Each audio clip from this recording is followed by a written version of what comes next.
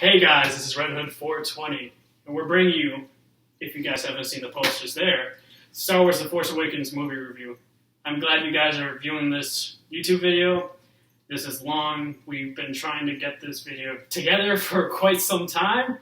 This movie has been out since like a month now. Basically, this movie has been breaking records left and right, and it's going to continue to do so. And it's long been awaited because this movie series hasn't had the best reputation since the prequels, but we're going to give you our thoughts on what we liked, what we didn't like, and other things like that. Also be doing a spoiler section of the review, which we will tell you. And we have AsianPerusasion. Hello. As a guest, and D-Rod98. So we're going to go from person to person, and we're going to start off with me. The pros that I liked about this movie were the characters. I liked Finn and Rey. Their chemistry were great. They were very fun and unique characters. They fed off each other with the jokes, and they were great actors and actresses in this movie. And most in particularly, I loved Adam Driver's performance as Kylo Ren. He is a different type of villain. He's a better villain than most villains that Disney and technically Marvel has produced in that sense. He's very conflicted. He's doubting himself throughout the movie, and I love that about a villain. He's more like a three-dimensional character than a one-dimensional character in that sense. Also, I liked how nostalgic this movie was, and I thought that was great. Han Solo was more, not really Han Solo himself, but more of an experienced Han Solo, which I thought was a great part of the movie in of itself. I thought the plot was good. The only cons I would have to say about this movie were that they reused some elements of A New Hope and Empire Strikes Back and Return of the Jedi. But in that sense, I know they were J.J. Abrams was trying to pay homage to the original trilogy, and I liked that. And I liked how they didn't really go into the prequel side, which to me were great. And I loved how J.J. Abrams used the practical effects in the movie. The only two bad things were the CGI characters, in a sense, which kind of drew you out of the movie. But I understood why they had Snoke as a CGI character, along with Andy Serkis, who plays Snoke, and he's a talented motion capture actor in that sense. And also, I didn't like Captain Phasma. Over here, really didn't bring anything to the table. She'll be in other parts of the film franchise, which we hope they develop her character in that sense. So, I think I'm done with this part. I would give this movie maybe, I would say 8.5 or 9 out of 10. I don't say it's as great as the original trilogy, in my opinion, but I thought it's up there with the original trilogy. Not above it, but up there. So those are my thoughts. We'll go with AsianPerusasion's thoughts. I really enjoyed this movie. I'll say that by borrowing elements from the old trilogy, it kind of just, because this movie was just so long, like, after the prequels, it kind of just didn't alienate the audience, but it kind of just, like, brought nostalgia moments. I can agree with the Captain Phasma thing. In the movie, she was kind of portrayed more as, like, a joke, rather than, like, a badass kind of character. But other than that, like, I can agree with everything. I thought that Red Hood 420 said, I thought the comedy was just spot on, like the timing and everything. And that was something that, like, the prequels never really had to me. But I'll say that, to me, this movie was a 95. I'll bring it to D-Rod 98. I'm just going to bring up the pretty much same points that they've been bringing up. It's pretty much an exact remake of A New Hope, and I didn't realize that at first until I went up and visited some family, and he kind of brought up the point. In my opinion, I think it was better than the original trilogy. I think that has to do with just better acting, and like Remy 420 said, better CGI. It's just, as time goes by, movie acting, just movies in general, start to become better. Just, this is a random point, but just like Planet of the Apes. I love the new version. I'm not saying that the older version was bad. It's just, the new version made more sense, and it had a better story plot to it. That's pretty much all I got. All right. So now I guess we're going to go into the spoiler section. So if you guys don't want to hear it, then please leave the video. But anyways, just comment below what you thought and liked about our review. Discuss with us individually. I'll leave their channels in the description below. Just comment, interact with us. We'll interact with you. We'll get the notifications. Trust us. If you see my previous videos, I always interact with other individuals. So in that sense, spoiler review is going to come into play in 3, 2, 1, 0. So what did you guys think about the biggest, I guess, controversy in a sense of Han Solo's death? Some people loved it, some people didn't. What are your thoughts on that? We start with me? Does not matter. Alright, I'll go. Well, basically Harrison Ford said, like, for the longest time he wanted Han Solo to die. And, I just thought, like, if he doesn't want to be a part of the universe anymore, then, just kill him off, I guess. It's what the actor wanted. And, if he's not going to have fun portraying his role, that's going to affect his acting of Han Solo, which is going to affect the newer movies, I guess. So, that's my point.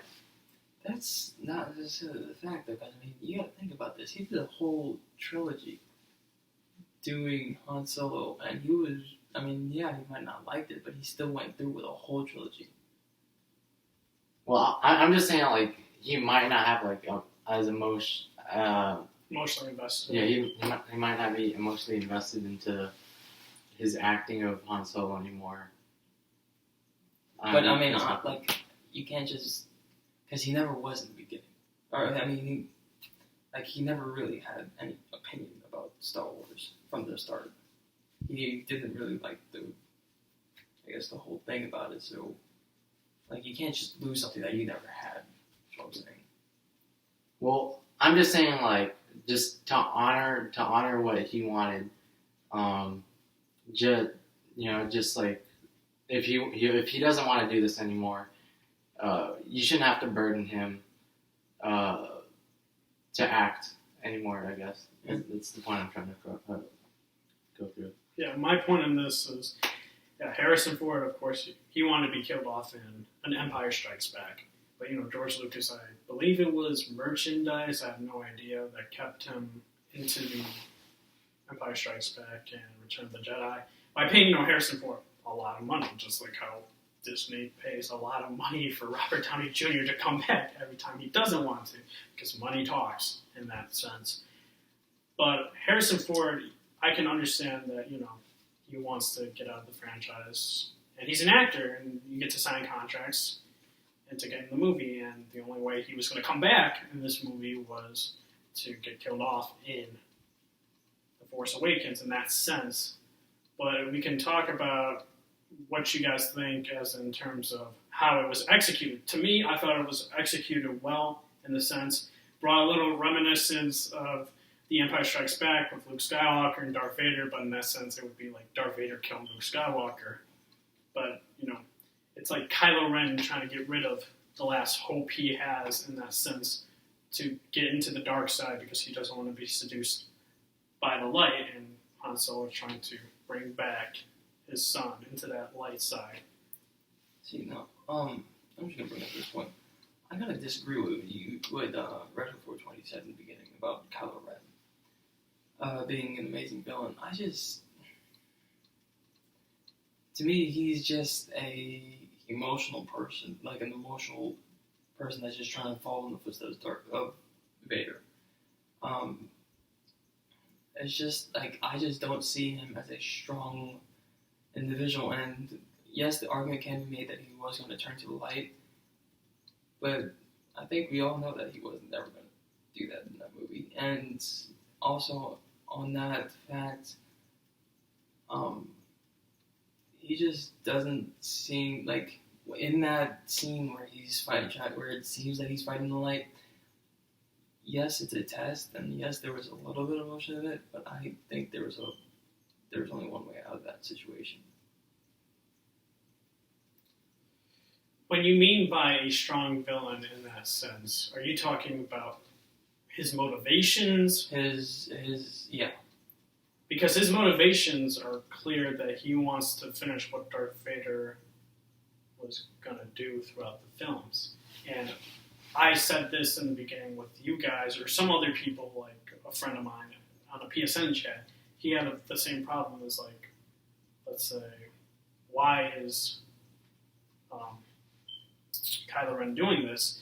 Because Luke would have told him, oh yeah, you know, Darth Vader went back into the light because of his son.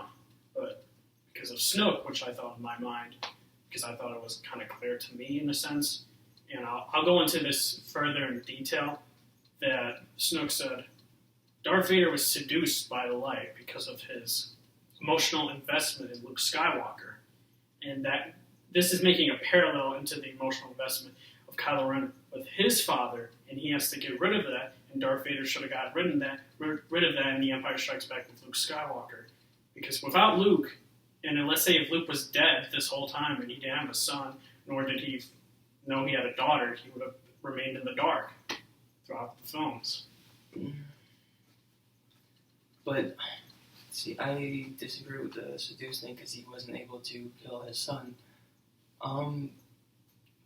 The one person he loved the most in the world, he choked to death. He may have regretted it, but he still did.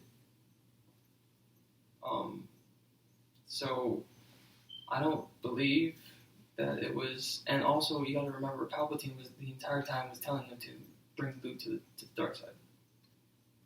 So it wasn't that it was more like he was following orders that Palpatine, because he was pretty much a pawn. We can all agree on that. He was a pawn of Palpatine. And he was pretty much just following orders of Palpatine, bringing Luke to the dark side. And that ultimately led to his demise, and then it was a kind of last-minute repentance. Alright, well, if we're talking about, like, the prequels and sequels, Padme didn't really die in the sense. We're just going to discuss the prequel real quick, because I don't really care for them in that sense. The reason why she died, this is because it was a soap opera. The prequels were kind of in that sense, where she died because her heart was breaking. And they said, like, George Lucas said that in the past, and that's like she gave up the will to live after giving birth. So, I don't know if you want to comment on that in that sense, because that's why she really died. Yeah, that is.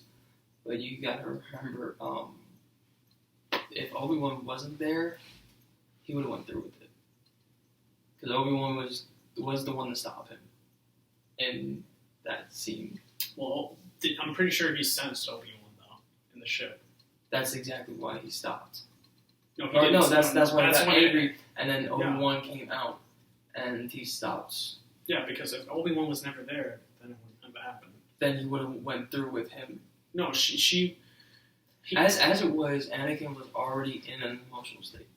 He was already on the dark side. He just killed many younglings. Okay.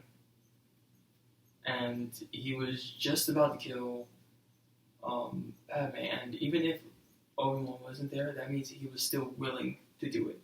Okay. Is that if anything were to happen, he was still willing to kill her. But then we can go into comparison with Force Awakens, where, spoiler, like, Rey beats Kylo Ren. In that scene, you can know that she had the intent to kill him. With Rey, she had full of rage, and that would have brought her to the dark side in that sense.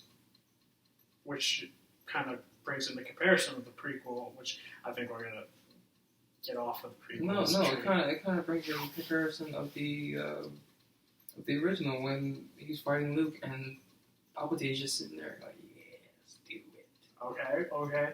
Yeah, but then, what do you think about the comparison of Rey almost killing Kylo Ren? If the planet didn't split and get destroyed, she would have killed him. I don't understand the point you're trying to make. You're saying bringing him to the point where Anakin would have killed Padme, and that would have made him totally go on the dark side, and basically murder his whole family in that sense.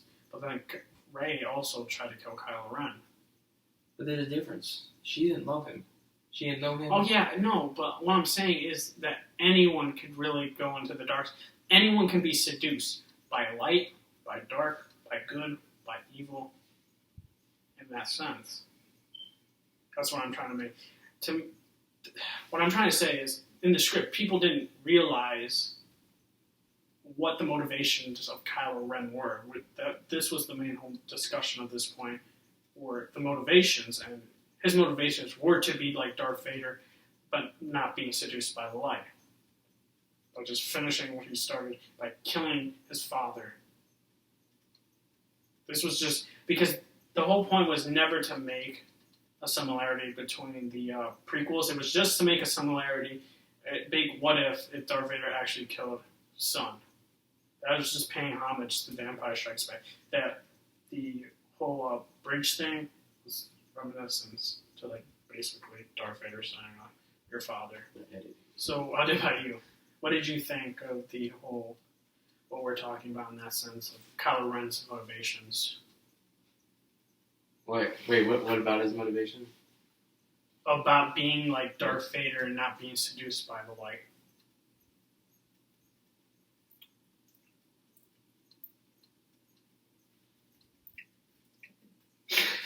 What are you doing? Dude, you're making D-Rod 98 have a lot of editing problems. You know how much he's going to have to edit this? Alright, what do you think? I'm just gonna keep talking to this while he's ready. Dude, shoot, it's a good debate. That means you're going to have to edit that part. Yeah. When it gets to there. Which, I was about to say something. I kind of thought it was. I just kind of want to know. Forgive me. What was his name? His Supreme Leader? Yeah. Snoke. I just kind of really want to find out where Snoke came from, because that kind of does matter in the terms of the past of Kylo Ren, the turning of, and the end of the council that Luke was trying to create. Or not council, but you know what I mean. Yeah. To my point to that is, theories are floating around, and I believe in that theory. I mean, I could be totally wrong. First disclaimer, this man is where we get all our knowledge from. He's the one that looks up all that stuff. Theories, all that. We just gotta go off of that. Yeah, so mostly I didn't know it personally. I just have cousins that are into Star Wars. They're big Star Wars junkies. And they tell me a lot about Star Wars in that sense. But I've heard, and also on the internet, which also point to that, is that the Supreme Leader Snoke resembles a lot like Darth. Forgive me if I don't pronounce his name correctly, Plagueis, in that sense, who is the master of Darth Sidious in that sense. And this guy is pretty powerful because he can make life out of the Force. And supposedly he's immortal. But in the prequel, Palpatine was talking to Anakin Skywalker, talking about his master and how he killed him. And I just don't believe that now, because in that sense, you have this guy who looks like he's worn and torn, that he's had all this experience, and kind of like a scar on his face. And he's seen a lot. And to me, this guy must be older than Palpatine in that sense. But see, that's the thing about that, is that he can still kill him if he's immortal and he has the power of life. He can be bringing himself back to life. And about him being immortal and being throughout the entire stage, my question is, where was he throughout both trilogies? And another question is not a question, but a point is that if he is defeated, does it take a long time in preparation to come back? Is that why he came back at that moment?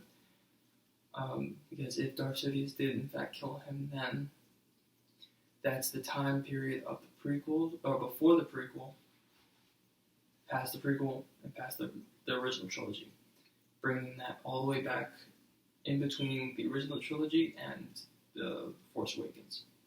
So is it just going to be a type of thing where no matter how many times you defeat him, he will always come back? That brings a strong point, which we don't really know the answer to in that sense. Because this is all theories in a sense, because Lucasfilm and Disney get to explain that to us in future installments and build up background to Supreme Leader Snoke. Also, what did you guys think of, in a sense, I don't know what his name is, but he's in a lot of movies, isn't it? Ex Machina. I forgot the other movies. was like the Heil Hitler guy. Yeah, he's like the First Order. He's like, well, that's what he's like. No, he does bring a strong point that the First Order in that scene where they're about to destroy all these planets is very reminiscent to the Nazi Party, which it is true. He's like that, and to me, that actor played that role very well because he's just supposed to be a very like of a character in that sense, and I thought the guy played his role well. I've seen his previous works in different films like Ex Machina. That guy's great in that sense, and I was surprised. I didn't even recognize him for some reason, but I liked him as a character. Captain Phasma, we'll talk about her right now. She just was a waste of a character. She got jumped by Finn, Han Solo, and Chewie, and they made the joke of bringing nods to A New Hope and about the garbage compactor. That was pretty funny. Which is funny, but like, if you're... Well, see, that's the thing, is that, I have a question for you two. Do you know if she's going to be in the next installment? Yes, she's supposed to be in the 8th, and I believe the 9th movie. Okay. Because I was just trying to figure out, is she kind of there just for comedic relief? I hope not, because... Because if you think about it, I mean, this is a totally different subject, but Avatar: Last Airbender, Cabbages, he was a recurring person, but it was for a joke, and it was in every scene. To me, they try to build off, in the promotions and trailers, they try to build off Captain Phasma is the next type of character as Boba Fett, Jango Fett, all these people. And I was hoping for a character like that because I love those type of characters. They're like bosses, but in the end, they never get the treatment they deserve by their death scenes, which makes me sad. I believe Jango Fett did get a death worth deserving in the prequel, getting his head chopped off in a sense by Jedi. But to me, Captain Phasma was a joke. To me, she just didn't deserve a spotlight in any sense. It's just like you could have had a random commander soldier that's a regular stormtrooper unit to just play her part. In that sense, it's just... Now, do you think she has a lineage to the Fets? Well, aren't the Fets are clones though? So yeah, the Fets are clones. Not his son, wasn't it? yeah, his son was a clone that he trained personally. Yeah, Oh, okay. and all the clones were male. So That's true. I'm guessing she's one of the because they kidnapped Then kids. again, So I think she's one Boba of the Fett kidnapped left. kids. He wasn't part of he became a bounty hunter. A lot of things can happen. Could you? Sure. And since we're talking about lineage, why don't we move on to Rey's? Okay, so I watched the movie the first time, and I'm just like, where did Rey come from? Because you don't pick up a lot of things and details in movies the first time going. So I went the second time, and I started realizing, wait a minute, there are subtle hints to her lineage in that sense. I didn't realize it because the first time it's like, oh, this movie's great, and you're like, wait, how is she so powerful in that sense? You go back in the second movie, see the details when in the interrogation scene with Kylo Ren. You can see he interrogates her. He says, "I see a island. I see that you're alone. I see a bunch of islands," and that brings into the scene where at the ending she goes to find Luke, and there are a bunch of islands, in the water and stuff like that. And the only way she can see islands is that's one of her past memories. And could it be possible that Luke fathered her in that sense?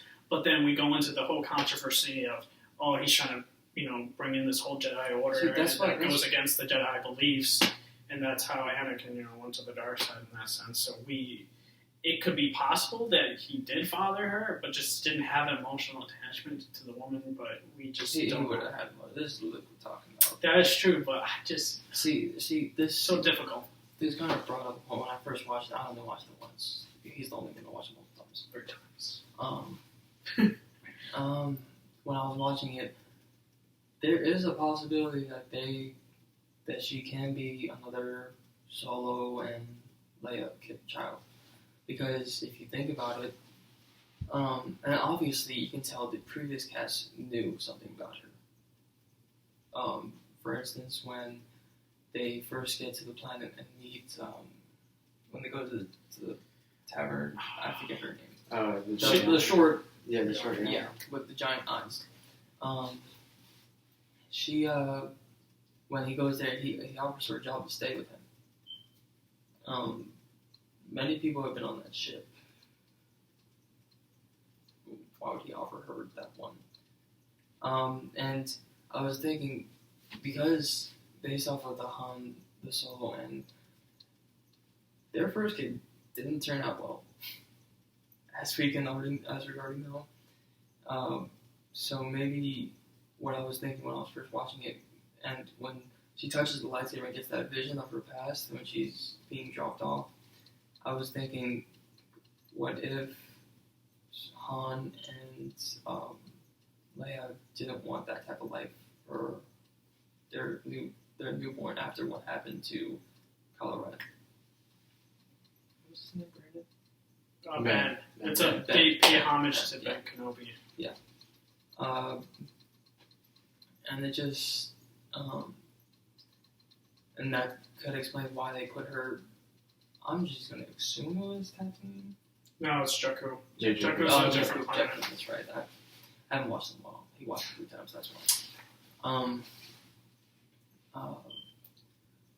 That's because that's pretty much what I see. Like the possibility of that happening is there. I mean, for me, I can see his viewpoint, but I just personally don't believe in that. To me, in that sense, like the whole Jakku is kind of reminiscent of Tatooine in a sense. You have Anakin Skywalker that went to Tatooine, and they become strong Force users in that sense, because supposedly if you're very isolated and by yourself in a sense, that you become stronger with the Force.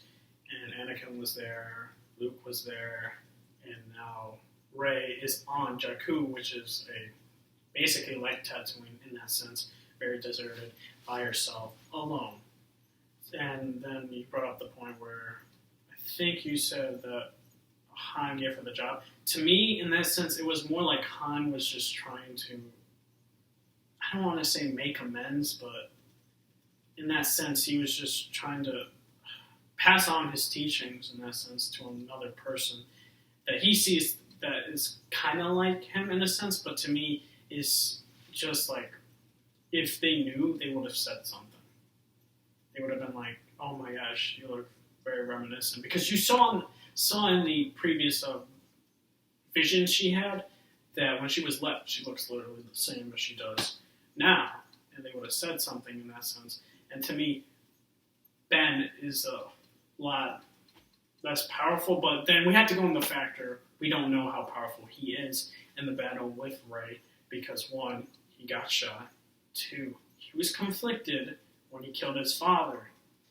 And people were arguing about this, and then J.J. Abrams sent in the script to the award nominations, and they were detailing what he was feeling, and I was right in that sense, and how that basically weakened him and impaired him, and he's not a full Sith Lord, and people did not understand why someone like Rey would defeat Kylo Ren, but I'm diverging off the topic. My thing is, to me, I think she's Luke's daughter in that sense because she's more powerful than, so far that we know of, Ben Solo in that sense. I have another point. Well, I have kind of two. I was kind of disappointed in Leia's role, I guess. Not as in, like, her status, but the very end of the very last movie of the original trilogy. The Force is strong in my family. I have it. My father had it. And so does my sister. I think I can speak for all Star Wars fans. We were all expecting her to be a Jedi. That's why I'm saying, the reason I'm bringing this point is because on that theory of that she could be another Han and Leia, it could have been passed down through Anakin, or through Anakin, through Leia, because it's the same amount, it's just, I guess, not being used in one. Well, people make the point that, to me, that their Force levels get increase when they use it. That's true. Which is passed down. To me, the reason why everyone believed that she's going to become a Jedi, it was on the expanded universe in that sense, that she did become a Jedi, but they weren't going to follow through with that because what was happening to Ben at the time when he was... I don't think they said what age he was when he started going to the dark side in that sense, but I know that Leia wasn't going to become a Jedi because she was very involved with being a general at that time and leading the rebellion against the remaining stormtroopers, and they're making Star Wars The Aftermath novels to kind of bridge the gap, and other books also to bridge the gap as a whole, as in the universe, because the expanded universe, I want to let the viewers know, is gone. There is no relevancy to those novels and comics. It's just done. Also, the games aren't canon anymore. And even the MMO that I currently play now is not canon in that sense, even though it's set far, far back in time than the prequels. But yeah, she's more in touch that you see in the movie when Han dies, that she's Force sensitive. She just didn't get the training and stuff like that. Because she felt the Force died within him, or whatever Force life you want to call it. So what do you think about Leia not becoming a Jedi? Did you want her to become a Jedi, or it didn't really, for you, you just didn't care? Or I mean, I guess I didn't really care. I guess being a Jedi is more like a personal choice, I guess. I guess she didn't want to become one. I mean, that's all I can really say. I'm not sure. Okay.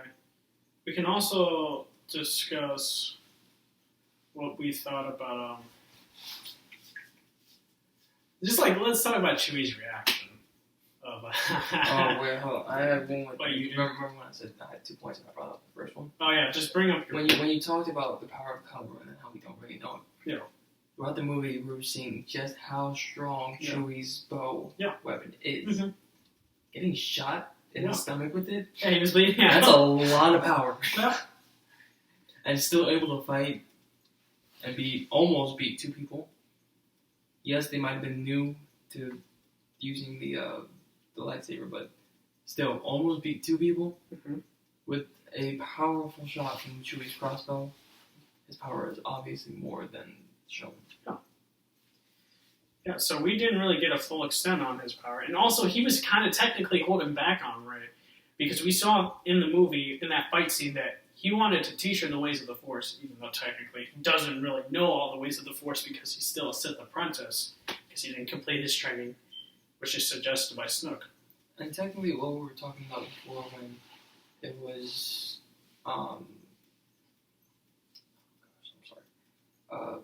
Luke fighting Darth Vader, and how Snoke was saying that Vader's failure was his failure to kill Luke.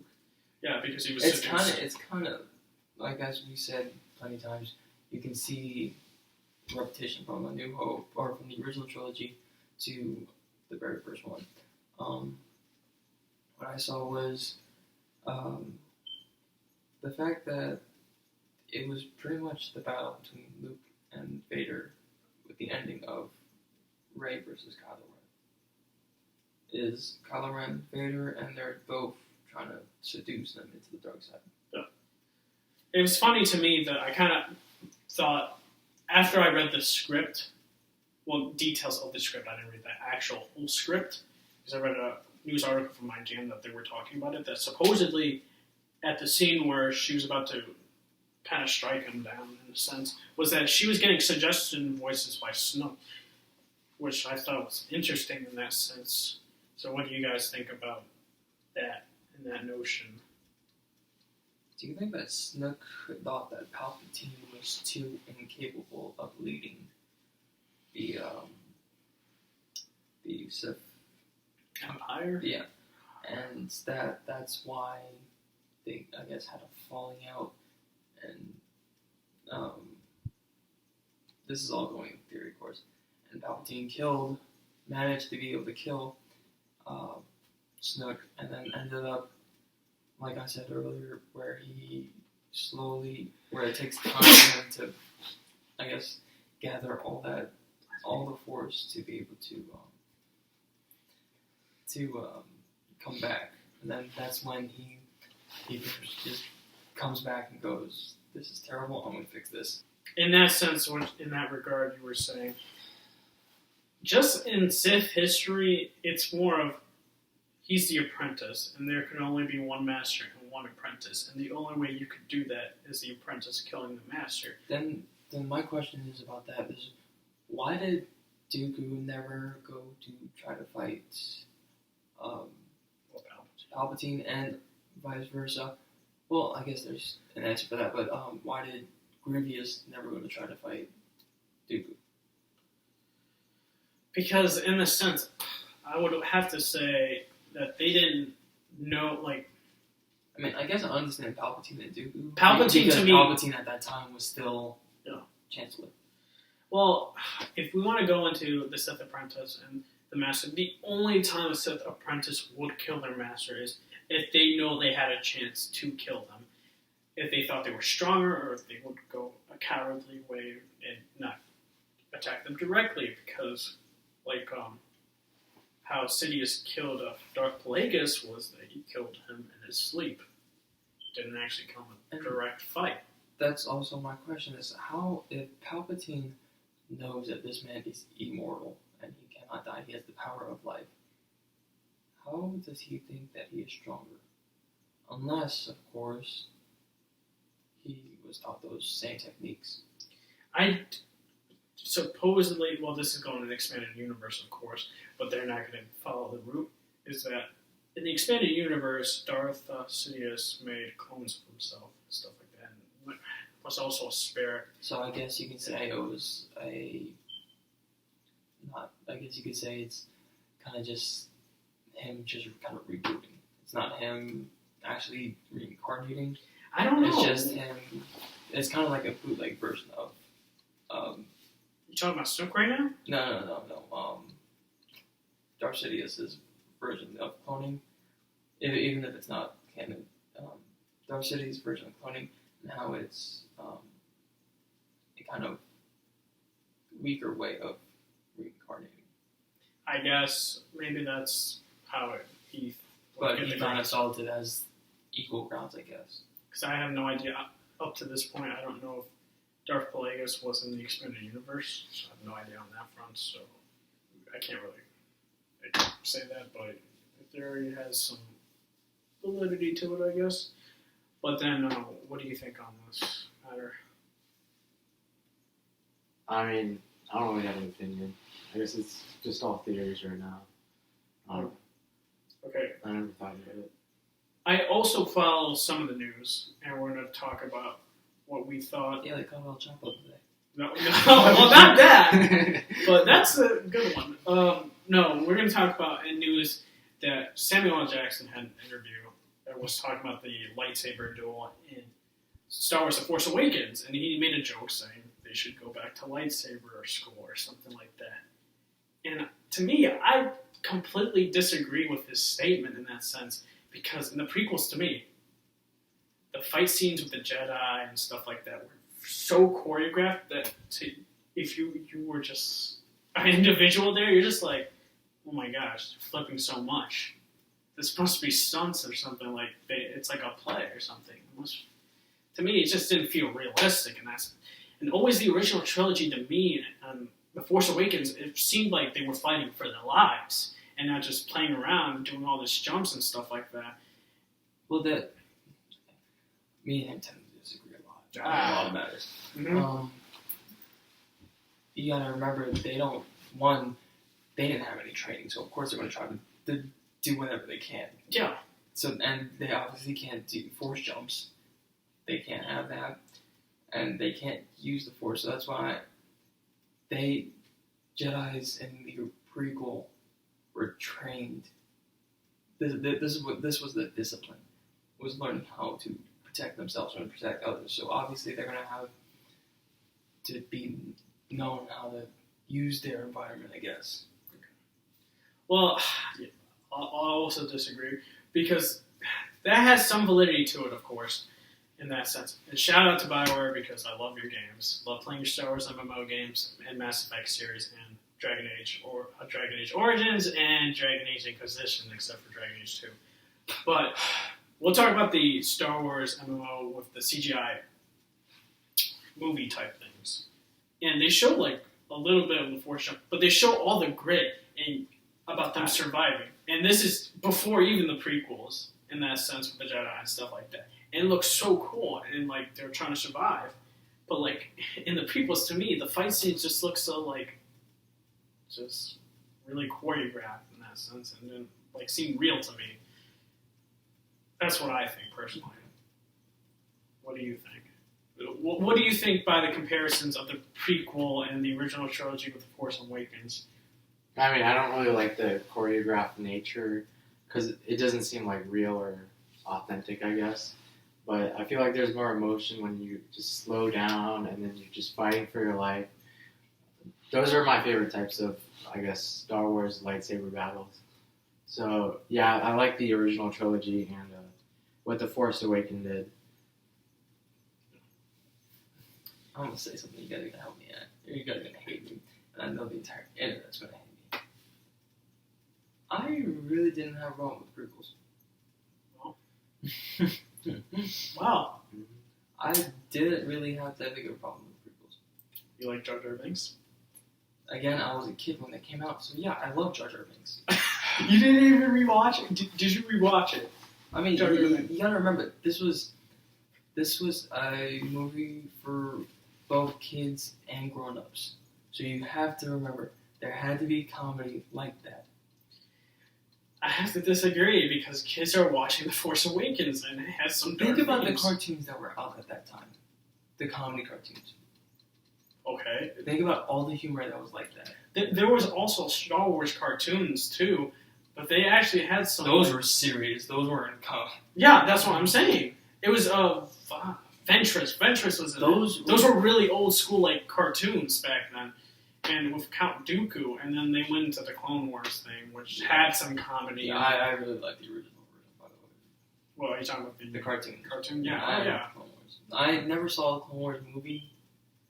Oh, I've seen Clone bits. Wars. I've seen bits of it, but oh yeah, I've heard it was bad. Just skip it. No point in that. But on one hand, I did hear that the Clone Wars series, is good. Yeah, it's pretty good. And also, I also animation. heard that Mark Hamill got a nomination for that. He was what would you say, Darth Plagueis? No, I don't think Plagueis was dead. No, Yoda talks with the original Sith. There's a scene where Yoda talks with the original Sith Lord. I have no idea. I've only watched part of this. I just saw a clip when it was an interview with Mark Hamill. Congratulations. So we're gonna go into. Well, hold on. You want to go? All right. Let's go. I mean, Yo, you've been quiet this whole time. Alright, so like for the prequels, I felt like it was more of the execution that I didn't like, but I really did like the story. How like Anakin was a good guy at first. He was the chosen one. He turns evil, but he's still the chosen one. And then in the end, he goes good, and then he brings the balance to the Force. Okay. I disagree on that. Wait a second. I do like the prequels, but he was not the chosen one. Because even towards the end of his life, he wasn't the one that brought balance. It was actually Luke and his ability to help his father repent. Well, it depends, and we can go into this real quick. Alright, the prophecy said someone would bring order to the Force. There's in many aspects, which a prophet, which I don't know who made the prophecy. I have no idea. Someone in the comment section let me know. But you could look at this in many different ways. Prophecies always tend to in different novels and Greek, all that stuff. You can look at it many different ways.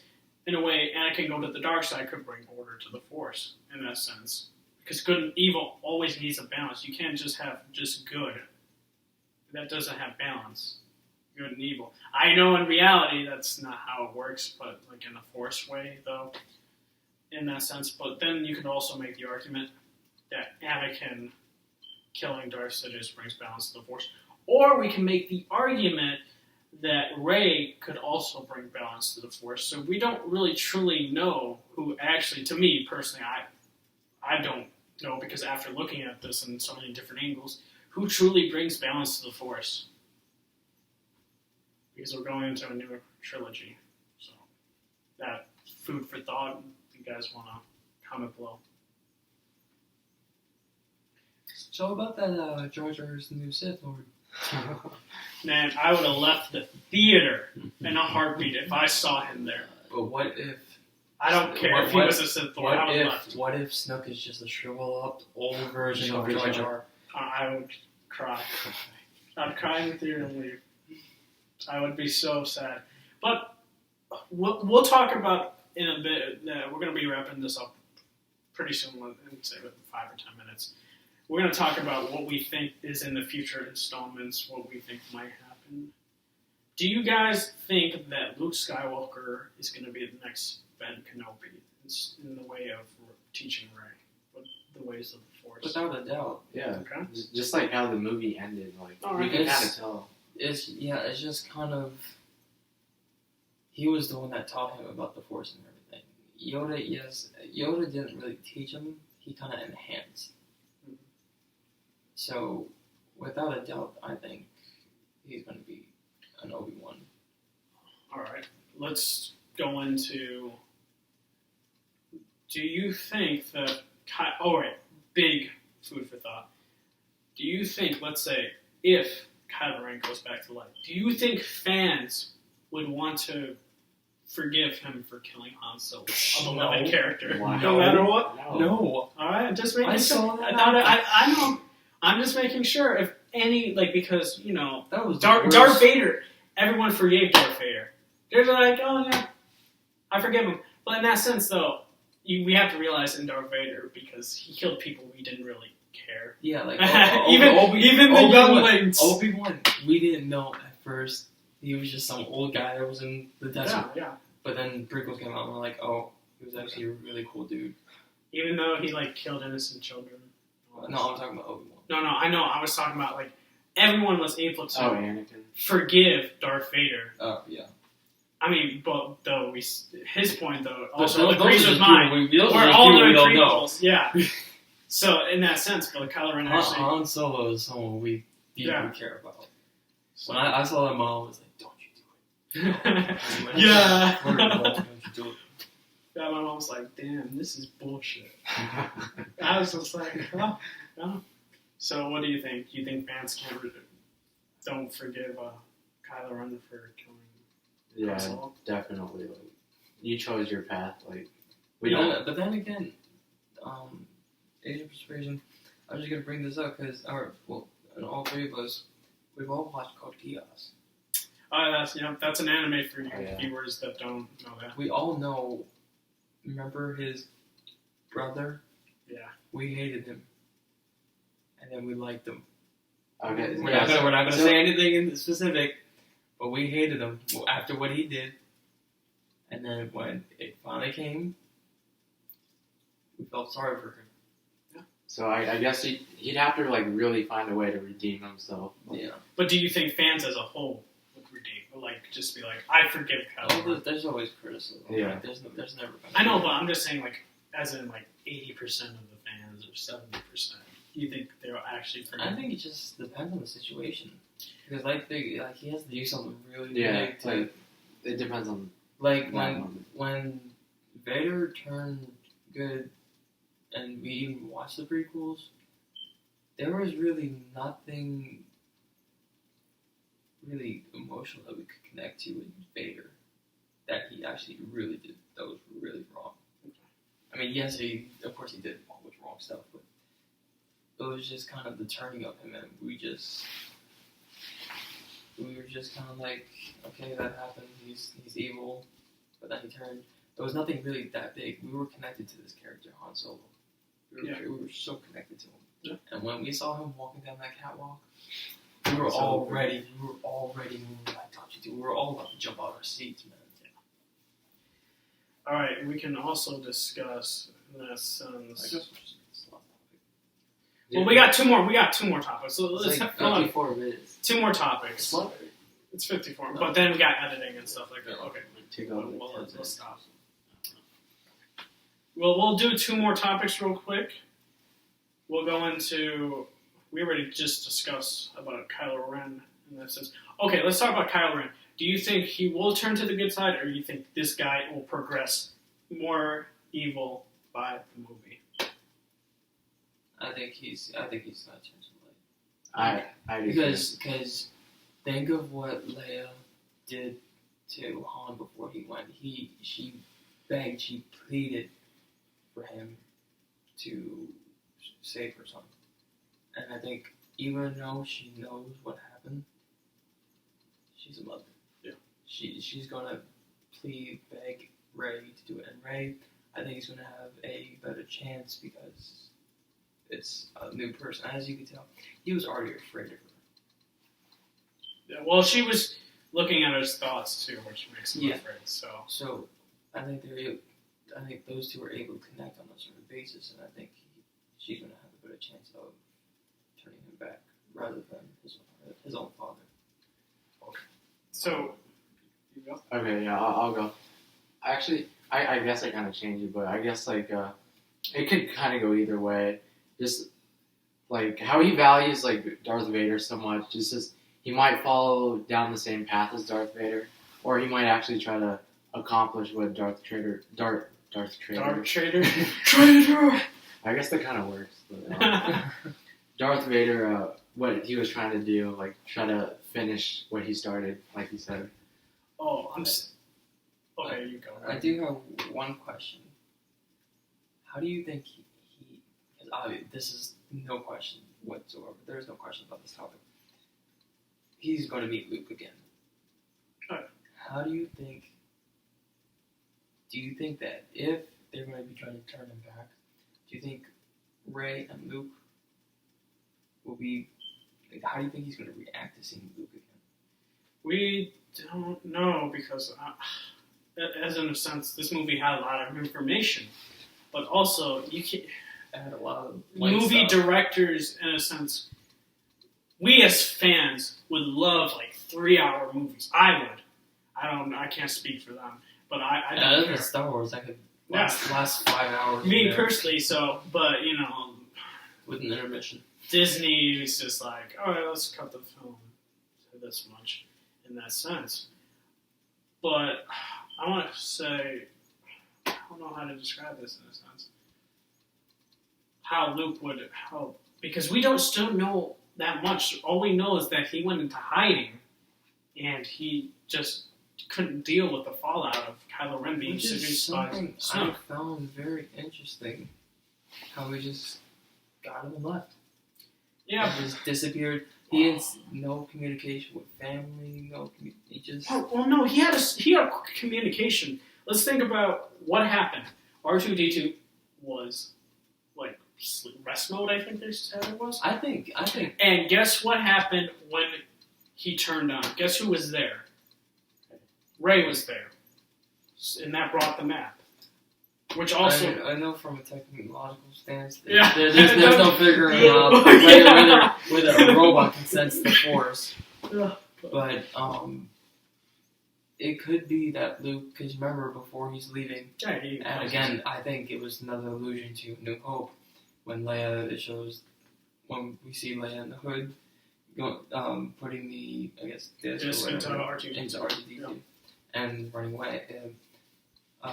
And when we see Luke with the hood with his hand on R2D2, I think it's him putting a message, or not just like I a guess, trigger. yeah, to awaken when the Force when he's able to feel the Force and the awakening of the Force, or his daughter coming. That could be a possibility too. Okay, we'll discuss also we're going to talk about directors. I know the next director, which I kind of wanted J.J. Abrams back, but I don't know what's happening. Supposedly, rumors are saying that there was discrepancy and that J.J. Abrams is not going to do another Star Wars. So the next director is the director from Looper. I don't know if you guys seen that movie. How do you guys feel about that, in a sense? I have 2 points on this. I understand why J.J. Abrams doesn't want to continue this. This is Star Wars. Yeah. The biggest franchise, I think, in movie history. Yeah. And the thing about that is, it's very, if you mess up, Stressful. George Lucas has an excuse with the prequels. It's his story. Yeah. But if you mess up and you're not the director, if you're not George Lucas, you're gonna be hated. And my second point on that is, this is way, way, way too big of a series to not collaborate whatsoever. I already made this point to you before. There is no way they cannot collaborate and still have a successful trilogy. I think J.J. Abrams is going to have a little bit of input from the Looper director. I forgot his name, so I'm just going to call him the Looper director. I like the movie personally, and I think he might do a good job, but I am worried about the last movie because I don't feel that this director, he's the director that did Jurassic World, and he's doing Star Wars Episode VIII, and I don't know, I've never seen any of his other films, so you guys can let me know. But to me, he made Jurassic World. And Jurassic World, it was a great movie for what it was and brought nostalgia. But to me, I just don't feel that I'm comfortable with a director with that franchise going to Star Wars. I could be completely wrong in those feelings, and he could do a terrific job. But I just don't know. I just feel a little uneasy with that for the last movie, too. And see, that's my question is, this is totally on a different series. I was never a Jurassic Park fan. Yeah. Okay. It was, we built a park, we had dinosaurs, almost died. Let's do it again. Yeah. Same thing happened. Oh no, the T-Rex is loose. Let's do it again. Yeah. This time, maybe we should change it and genetically alter them. Yeah. So it just didn't click in my mind. So that's why I'm asking you guys, was Jurassic World a good movie for the series? Just for what it is, it was good. But I'm just, me personally, I'm just worried about the movie.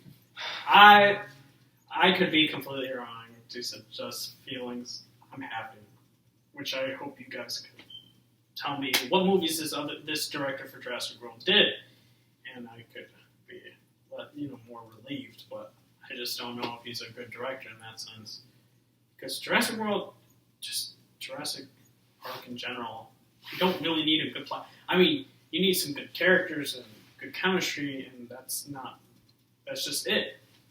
I'm just worried in general. So what do you think about Looper and Jurassic World director?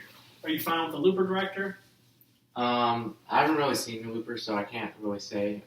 But I will say that Jurassic World was enjoyable.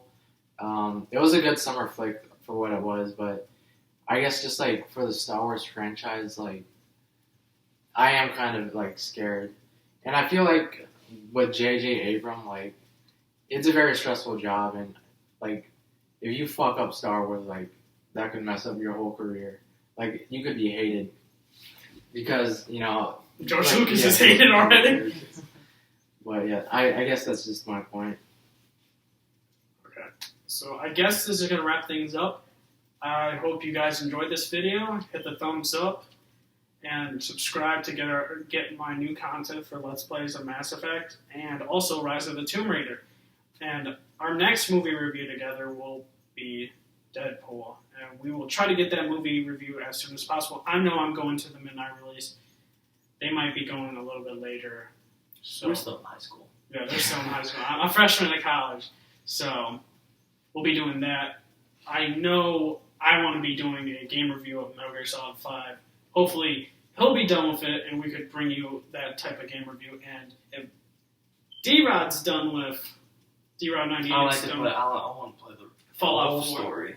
For Fallout 4, we could do, because me and Asian Persuasion are done with the game, we just have to wait for him, and we'll do a game review with that, in that sense. And also, look forward to next week, a podcast. We don't know if we'll be doing a video like this, or we'll be doing it a Google chat. I don't know if that's the official terminology. We'll be covering game news and what we think about it, and maybe just personal questions like what types of games we like and stuff like that, so you guys can look forward to that in that sense. So, guys, this is Asian Persuasion. D-Rod98, I will have their channels in the description below. Check them out. I know he's doing a channel Trailer, I guess, yeah. and actually tell them what you're going to be doing with your channel. If you have Game Informer online, I've been doing blogs on there.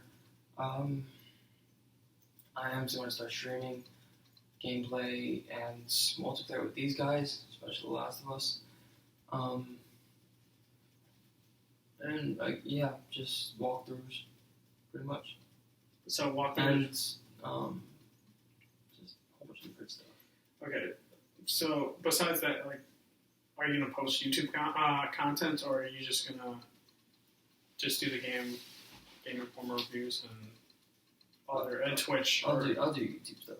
Are you gonna be doing Let's Plays or? Let's Plays? Well, me and Asian Persuasion are trying to learn how to make video games, so hopefully we can get something soon. And hopefully they can put that as a video on YouTube on either one of their channels. I will also leave his Twitch channel in the description below, so you can check that out. So look forward to our movie reviews, game reviews, and my Let's Plays and podcasts. And hope you guys enjoy that future of the content. And give us suggestions what we should do. We might do other movie reviews that we might not think about watching. It'll be interesting. Or even old movies. We'll do that also. So guys, thank you. We're all signing off. Peace. See ya.